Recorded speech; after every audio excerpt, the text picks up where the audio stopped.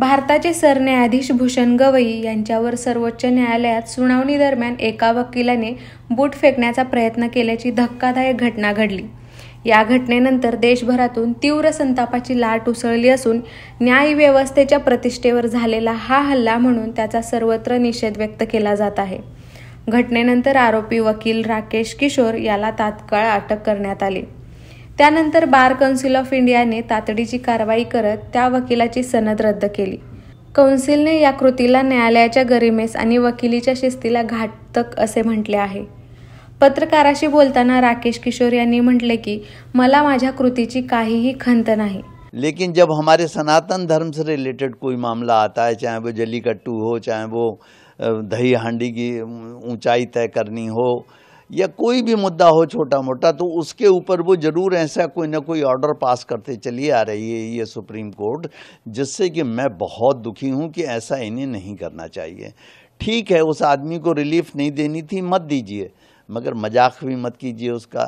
फिर उससे कहा कि आप जाके मंदिर की उसी मूर्ति के सामने मेडिटेट करें।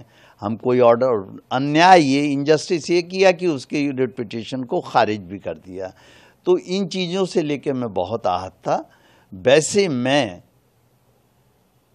हिंसा के बहुत ज़्यादा खिलाफ हूँ, मगर ये आप लोग ये भी देखिए कि एक अहिंसक आदमी, सीधा सच्चा आदमी जिसके ऊपर कोई केस आज तक नहीं है, किसी ग्रुप को नहीं बिलोंग करता है, उसको क्यों ये सब करना पड़ा। ये ज़रूर सोचने वाली बात है, पूरे देश को ये चिंतन करने वाली बात है कि ऐसा क्या हो गया आखिर।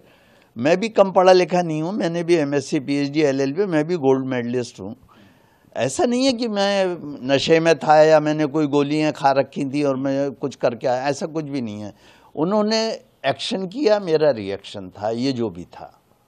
तो आप इसके लिए जैसे लेना चाहें लीजिए। I am free to say this thing कि मैं फियरफुल नहीं हूँ किसी चीज़ के लिए, ना मुझे कोई इस बात का अफसोस है कि क्या हुआ क्या नहीं हुआ।